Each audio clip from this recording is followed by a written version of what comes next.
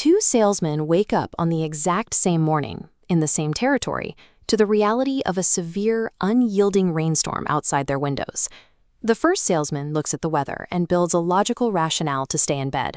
He assumes, reasonably, that buyers will be deterred, making any attempt to sell pointless. The second salesman looks out his window at the same downpour and reaches the opposite conclusion.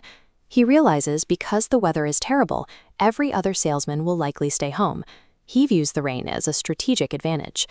The storm itself is neutral. The rain falls equally on both men. The objective external condition didn't dictate their economic outcome for the day. Their subjective interpretation and subsequent action did. This brings up a strange puzzle in the modern workforce. How is it two people can graduate from the same school, live in the same community, work for the identical company selling the exact same products, and yet one makes $1,000 a month while the other makes $2,000? The instinct is to assume the second person simply works twice as many hours. We are culturally conditioned to believe we are compensated for our time. But this chart shows why that logic fails. Both individuals operate within these identical, static 24-hour time blocks. Time is a fixed, mathematically capped resource. You cannot borrow, steal, or manufacture extra hours to get ahead. Because time is entirely fixed, the only factor that can scale inside that window is the economic value you bring to the marketplace. You aren't paid for the hours you work. You are paid for the value you deliver during those hours. To multiply your income, attempting to manipulate your schedule is a losing game. You have to actively multiply your measurable value. When financial progress stalls, the default human instinct is to deflect responsibility. Psychologists call this an external locus of control, a belief system where you assume outside forces dictate the outcome of your life. People compile elaborate macro-level lists to justify why they are broke. They blame the government. They blame the broader economy. They blame corporate policies that seem specifically designed to hold them back. Then they add micro-level frustrations to the list. They blame the weather, their negative relatives, or the endless gridlock of their morning commute. Constructing this list guarantees a life of total frustration. Every single item on it is completely impervious to your individual influence.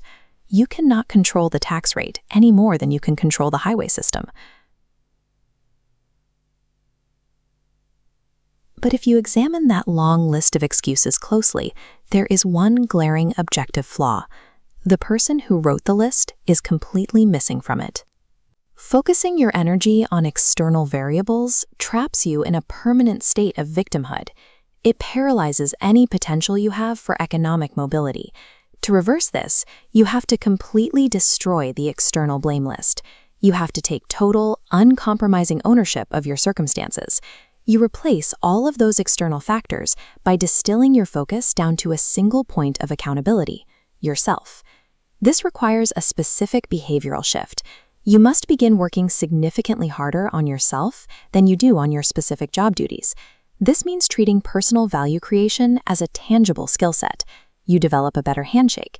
You craft an engaging physical presence. You upgrade your interpersonal enthusiasm and cultivate sheer intensity to win. You cannot extract a premium reward from the market while remaining a baseline asset.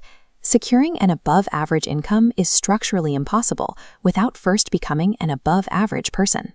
Business and life operate on predictable, cyclical patterns. Just as Frank Sinatra sang, "Life is like the changing seasons. The winter will always arrive."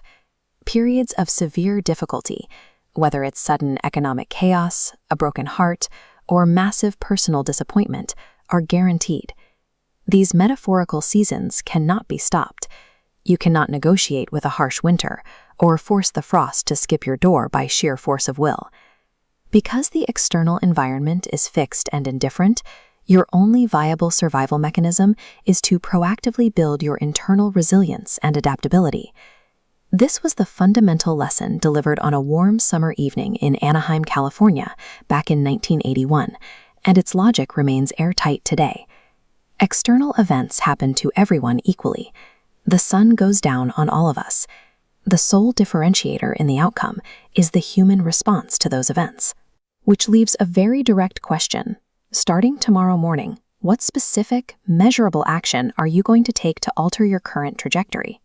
Without immediate intervention and a deliberate upgrade in your personal value, your future is easy to calculate. Your next 5 years will perfectly mirror the stagnation of your last 5 years. All the excuses fall away.